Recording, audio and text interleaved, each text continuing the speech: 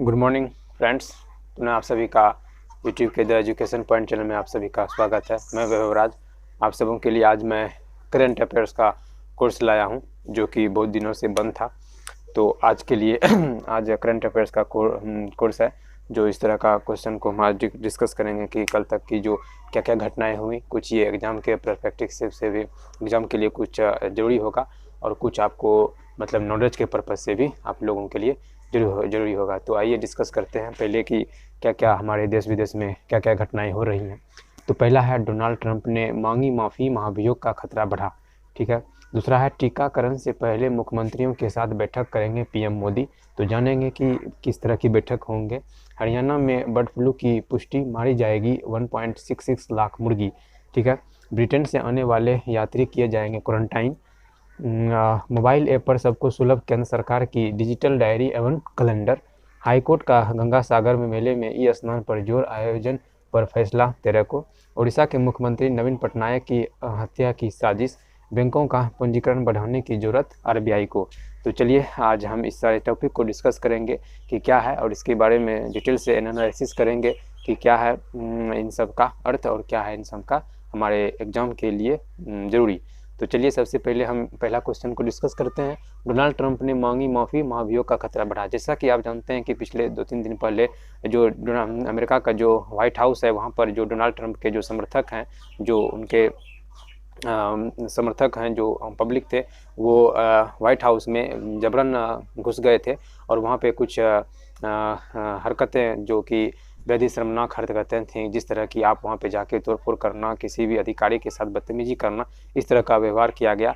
तो इस पर जो वहाँ की जो सरकार जो फिलहाल अभी बनने वाले हैं, जो 20 जनवरी को शपथ लेंगे, जो बिडेन जो कि एक रिपब्लिक पार्टी से बिलोंग करते हैं और डोनाल्ड ट्रंप जो कि एक डेमोक्रेटिक पार्टी से बिलोंग करते हैं। जैसा कि आप जानते हैं अमेरिका में 2 प्रकार के पार्टी होती है, एक है डेमोक्रेटिक पार्टी जो आपका डोनाल्ड ट्रंप है, एक है रिपब्लिक पार्टी जो आपके जो बिडेन है। जो बिडेन 20 तारीख को शपथ ग्रहण करेंगे, जो अमेरिका के नए राष्ट्रपति के रूप में जाने जाएंगे।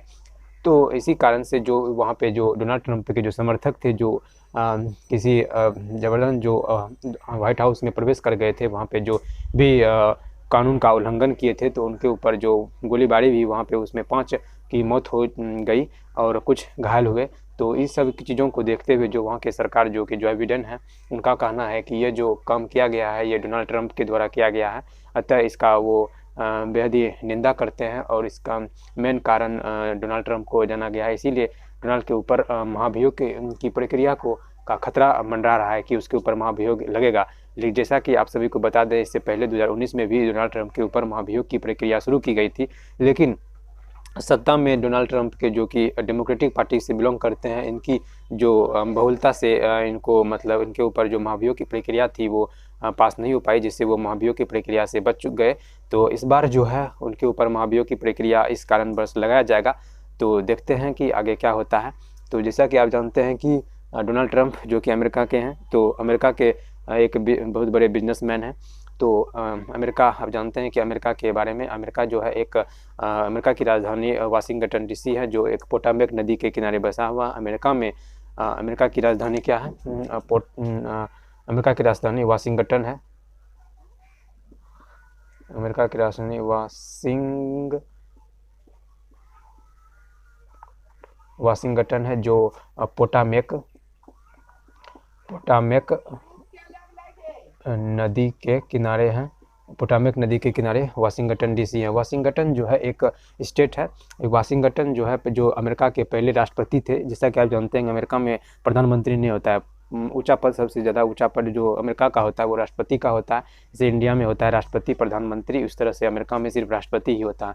तो अमेरिका के जो पहले राष्ट्रपति थे वो जॉर्ज वाशिंगटन थे, उसी के नाम पर वाशिंगटन डीसी जो आपका अमेरिका का जो कह सकते हैं राष्ट्रपति भवन है, वहीं पे वाशिंगटन की राजधानी है, जो पोटामेक नदी के किनारे बसा है। अमेरिका में कुल 50 राज्य हैं।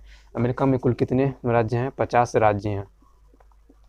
अमेरिका में जो है वो द्विसदनात्मक व्यवस्था है। द्विसदनात्मक व्यवस्था क्या होता है कि मतलब जैसे इंडिया में है वो एक सदनात्मक व्यवस्था है। अमेरिका में जो भी नागरिक है, नागरिकों की 2 पहचान होती है, एक स्टेट के लिए अलग, जैसे अमेरिका में 50 राज्य हैं तो 50 स्टेट में 50 अलग अलग राज्यों का जो व्यक्ति होगा उसका अलग एक पहचान होगा, और कुल एक जो अमेरिका का जो है उस अमेरिका का एक अलग पहचान होगा। तो वहाँ पे 2 सदनात्मक व्यवस्था है, ठीक है।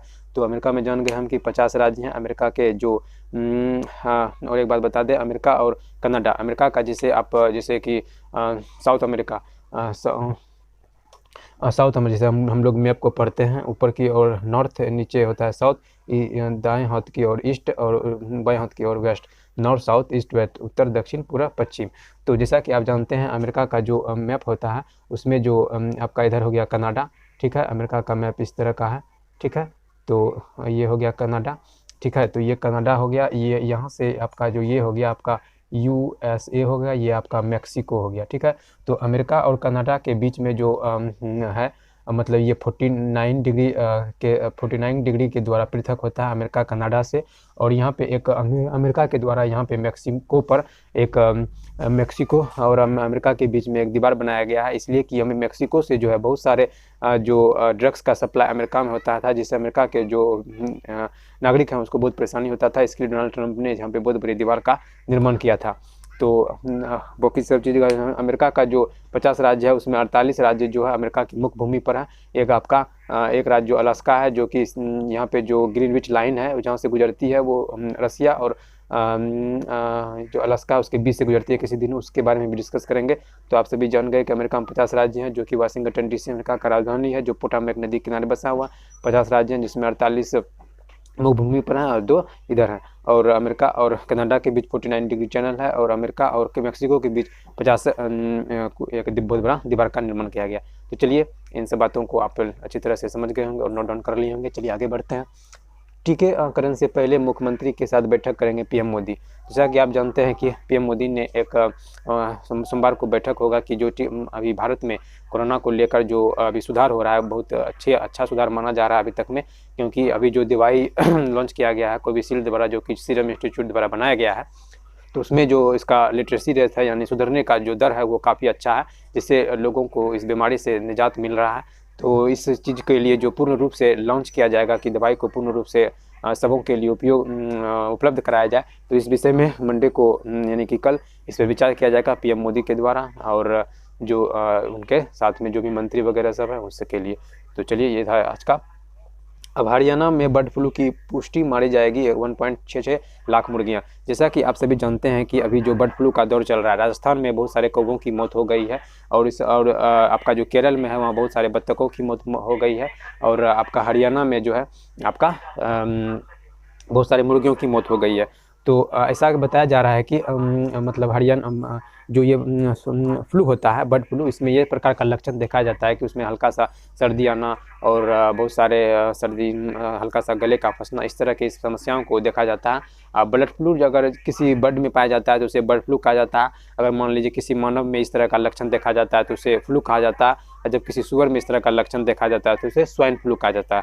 जैसा कि यहाँ पे क्वेश्चन में बताया जा रहा है हरियाणा में फ्लू की पुष्टि, जैसे कि हरियाणा में बहुत सारे जो मुर्गी फार्म है वहाँ पे बहुत सारे जो प्रॉब्लम आए हुए हैं, तो वो आपका बहुत सारे फैक्ट्री जो पंचकुला में फैक्ट्री हैं, जो कि 4-5 फैक्ट्री हैं पंचकुला में जो कि मुर्गी फार्म है, वहाँ पे जो भी इस तरह का समस्या देखा गया है, तो उस समस्या को आगे बढ़ने मतलब लीजिए कि बर्ड फ्लू है उसको कम करने के लिए 1.66 लाख मुर्गियाँ को जो पंचकुला हरियाणा में जो फैक्ट्री है वहाँ पे मारे जाएंगे, ताकि इस बीमारी को उसी जगह समाप्त किया जाए।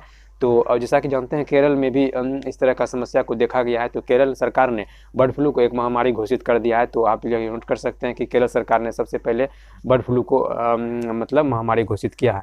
तो इस तरह से आप इस चीज़ को समझ सकते हैं। जैसा कि आप जानते हैं कि बर्ड का मरना हमारे जीवन के लिए बहुत ही कठिन, बहुत ही दुखद बात है। जैसा कि आप समझते हैं कि जीवन में जो भी जीव जंतु उपस्थित हैं वो हमारे जो जीवन साइकिल हैं उसके लिए बेहद ही उपयुक्त हैं। किसी दिन हम इस चीज़ पे डिस्कस करेंगे कि किस तरह हमारे लिए जीवन में हर चीज़ ज़रूरत है। मान लीजिए कोई भी एक जीव है, अगर वो हमारे अस्तित्व से समाप्त हो जाता है तो हमारा जो जीवन का जो चक्र है वो टूट जाएगा। तो जैसे कि आप जानते हैं कि हम लोग अनाज पे आश्रित रहते हैं, अगर अनाज ही नहीं रहेगा तो हम क्या खाएंगे। तो वही बात है कि इस तरह से जीवन चक्र के बारे में भी समझेंगे। तो इसीलिए हमारे जीवन में जितने भी जीव जंतु हैं हमारे लिए बेहद उपयोगी हैं। तो इसीलिए इस सारी चीज़ों को देखते हुए इस सरकार ने बहुत बड़ा कदम उठाया है। तो ठीक है, तो जैसा कि आप जानते हैं कि बर्ड फ्लू पक्षी और जो भी चीज़ें हैं उसे बचाने के लिए हमारे जो इंडिया में है बहुत सारे महोत्सव किए जाते हैं। जैसे हॉर्नबिल फेस्टिवल जो कि आपका केरल सब में मनाया जाता है। जैसे अभी फिलहाल बिहार में जो मनाया गया था, जो भागलपुर में पक्षी को लेकर जो एक आपका प्रोग्राम किया गया था बिहार में, इसको याद कर लेंगे। ठीक है, तो चलिए आगे नेक्स्ट टॉपिक है आपका ब्रिटेन से आने वाले यात्री किए जाएंगे क्वारंटाइन। जैसा कि आप जानते हैं कि कोरोना के काल में जो इधर कुछ 5, 6, 10, 15 दिन पहले जो कि ब्रिटेन में एक नए कोरोना का रूप, मतलब कोरोना का जो कुछ उच्च स्तर का कोरोना का रूप देखा गया, इसमें ब्रिटेन से आने वाले सभी यात्रियों के ऊपर रोक लगा दिया गया था। लेकिन फिलहाल जो भी यात्री आ रहे हैं उसके ऊपर जो 14 दिन का क्वारंटाइन की व्यवस्था किया गया है ताकि कोरोना को अच्छी तरह से समझा जा सके। फिलहाल तो कोरोना में अभी बहुत सुधार ला लिया गया है। अभी लिटरेसी रेट कोरोना का जो सुधरने का है वो बहुत ही अच्छा है। तो चलिए, और एक अच्छा क्वेश्चन है हम सबों के लिए, मोबाइल ऐप पर सबको सुलभ केंद्र सरकार की डिजिटल डायरी एवं कैलेंडर। अब जैसा कि आप सभी जानते होंगे कि पहले क्या होता था कि कोरोना में, और एक चीज़ आपको भूल गए कि हरियाणा के बारे में बताने के लिए कि हरियाणा जो है, हरियाणा की राजधानी चंडीगढ़ है। ठीक है, इसमें कुल 10 लोकसभा सीटें हैं और 223 जो है आपका विधानसभा सीटें हैं। हरियाणा के जो में जो बर्ड फ्लू की समस्या देखी गई थी वो काफ़ी ही ये आपका देखा गया था, जिसमें आपको बहुत सारे प्रॉब्लम को देखा गया था। हम यहाँ पे थे मोबाइल पर सबको सुलभ केंद्र सरकार की डिजिटल डायरी सेवा कैलेंडर। तो क्या है कि अभी जैसा कि आप जानते हैं कि हमारे जो अभी डिजिटल इंडिया का दौर चल रहा है, मोदी सरकार द्वारा चलाया गया है डिजिटल इंडिया का। तो इसमें सरकार के द्वारा जो हमारे सूचना एवं प्रसारण मंत्री हैं प्रकाश जावड़ेकर, उनके द्वारा ये तैयार किया गया है कि जो सभी व्यक्तियों के लिए फ्री में एक डायरी उपलब्ध कराया जाएगा, जो कि एक डिजिटल डायरी होगी और डिजिटल कैलेंडर होगा। और प्रत्येक डिजिटल डायरी कैलेंडर में प्रत्येक दिन के लिए अलग अलग एक तरह का मोटिवेशन कोट रहेगा, जिसे आप उसे अपने जीवन में उतार सकते हैं और यह बेहद ही ईजिली होगा। इसे आप आसानी से उसमें अपने डायरी मेंटेनेंस कर सकते हैं और कैलेंडर में किस तरह को क्या है नहीं है उस सब चीज़ के बारे में आप लोग जान सकते हैं। पहले जो होता था इस सब चीज़ के लिए जो है करीबन 7 करोड़ की खर्च होती थी। तो इस बार जो है इस एप्लीकेशन को बनाने में मात्र 2 करोड़ की खर्च हुई है। तो जो हर साल सरकार के द्वारा बताया गया है कि 5 करोड़ की बचत होगी इससे। तो ये हमारे मतलब जो डिजिटल इंडिया के लिए बेहद ही उपयोगी है।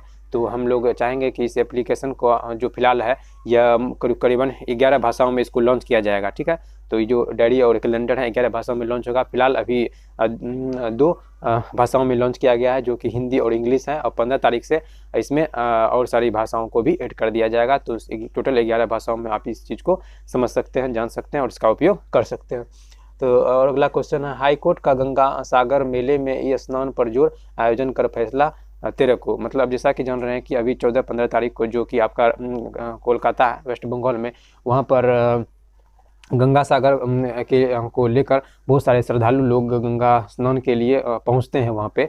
तो उन सब में अभी जैसे कोरोना का समय चल रहा है, तो कि कोरोना का फैलाव ना हो इस सब चीज़ से बचने के लिए वहाँ पर ई स्नान की व्यवस्था की गई है। इसमें क्या किया गया है कि फिलहाल यह जो गंगा सागर का जो मेला है वो आयोजन होगा या नहीं होगा, इसका जो बैठक है वो 13 तारीख को किया जाएगा। उसमें यह बताया जाएगा कि हाँ मेला होगा या नहीं होगा, जो इस तरह का आयोजन किया जाएगा कि नहीं।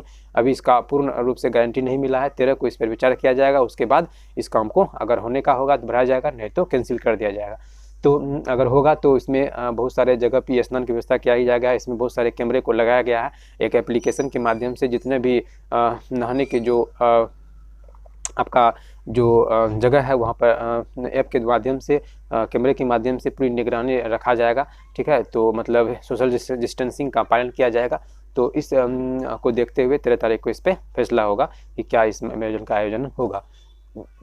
जैसा कि जानते हैं कि ये आपका गंगा सागर जो कि कोलकाता वेस्ट बंगाल में पड़ता है, जिसे आप दीदी की नगरी ममता बनर्जी वहाँ के जो सीएम है। तो अब आइए, उड़ीसा के मुख्यमंत्री नवीन पटनायक की हत्या की साजिश। जो अमेरिका जानते हैं कि उड़ीसा के मुख्यमंत्री नवीन पटनायक हैं, जो कि मतलब इनके ऊपर एक इनके पास एक अज्ञात जो कि हाथ से लिखा हुआ एक लेटर गया, जिसमें कि इसको मारने की धमकी दिया गया और उनके बारे में बताया गया कि आपके पास कौन सी गाड़ी है, आप किस गाड़ी से कहाँ से सफ़र करते हैं, आपके पीछे कितनी गाड़ियाँ चलती हैं, इन सारे चीज़ों को मतलब उनके ऊपर इस लेटर में मिला था लिखा हुआ। तो इस लेटर को फिलहाल फॉरेंसिक लैब के लिए भेज दिया गया है, ताकि यह पता किया जा सके कि वह संदिग्ध कौन है जो इस तरह का हरकत किए हैं, ताकि उनके ऊपर कठिन से कठिन कार्रवाई किया जा सके। तो चलिए ठीक है, एक लास्ट क्वेश्चन आप लोगों को बता दें, बैंकों का पूंजीकरण बढ़ाने की जरूरत आरबीआई को। जैसा कि आप जानते हैं आरबीआई का फुल फॉर्म होता है रिजर्व बैंक ऑफ इंडिया। तो आरबीआई की स्थापना reserve bank of India, RBI की स्थापना आपका 1935 में हुआ था। ठीक है, तो आरबीआई को बैंकों का बैंक कहा जा सकता है, आरबीआई को एक वाणिज्य बैंक भी कहा जाता है। आरबीआई में किसी प्रकार का कोई कस्टमर डीलिंग नहीं होता है। ये छोटे बैंकों जैसे आपका एसबीआई है, बैंक ऑफ बड़ौदा है, पंजाब नेशनल बैंक है, ये सारे बैंकों को लोन देती है। ठीक है, तो ये हम बैंकों का बैंक इसलिए इसको कहा जाता है। तो इसमें क्या है कि बैंकों को पूंजी बढ़ाने की ज़रूरत है आरबीआई को। मतलब इसमें क्या है कि बहुत सारे बैंक अभी जो कर्जा दे चुके हैं कोरोना टाइम में, उसको मतलब उसका जो आपका जिसको बोलते हैं इंटरेस्ट नहीं मिल रहा है, और जो भी आपको लोन दिया जाता है उसका किस्त बैंकों को, जो छोटे कमर्शियल बैंक हैं, उसको नहीं मिल रहा है। इसके कारण से बहुत सारे बैंक घाटे में चल रहा है। तो आरबीआई को का यह कर्तव्य है कि उसके पूंजी को बढ़ाने के लिए ज़रूरत है, ताकि वह बैंक डूबे नहीं। तो आरबीआई को इसके लिए बहुत अच्छा कदम उठाना चाहिए। तो जैसा कि हम बता दिए, आरबीआई का फुल फॉर्म होता है रिजर्व बैंक ऑफ इंडिया। ये उसका स्थापना 1935 में हुआ था, इसका हेडक्वार्टर मुंबई में है। ठीक है, तो अभी आरबीआई के जो 1935 में स्थापना हुआ था, तो इस तरह से सारी बातों को आप लोग याद कर सकते हैं, जैसा कि आप सभी जानते हैं। हाँ, और एक बात आपको कहना भूल गए थे कि आरबीआई के जो 15वें गवर्नर हैं, जो गवर्नर शक्तिकांत दास हैं, जो आरबीआई के 15वें गवर्नर हैं, जो आरबीआई के देख रेख में उनके काम होता है। तो चलिए, आज के करंट अफेयर्स में बस इतना ही। तो अगले क्लास में मिलते हैं। अब आप लोगों के लिए जो करंट अफेयर्स का कोर्स है वो हर दिन लाया जाएगा, कि आज के लिए आपके एग्जाम के लिए क्या ज़रूरी है और क्या नॉलेज के पर्पज़ से भी ज़रूरी है। एग्जाम के पर्पज़ से तो ज़रूरी है ही है, जो पॉइंट होगा उसको आप एग्जाम के पर्पज़ से नोट करके याद करेंगे, और जो आपको जानकारी के पर्पज़ से याद करना है तो उसको आप याद रखेंगे, ताकि देश दुनिया में क्या होता है। तो चलिए ठीक है, आज के करंट अफेयर्स में बस इतना ही। मिलते हैं नेक्स्ट क्लास में। तो वीडियो को ज़्यादा शेयर कीजिए, लाइक कीजिए, और चैनल पर नए आए हैं तो उसको सब्सक्राइब कर लें, ताकि आपको लेटेस्ट वीडियो आप सभी को मिलता रहे। तो चलिए ठीक है, धन्यवाद, मिलते हैं नेक्स्ट क्लास में। जय हिंद।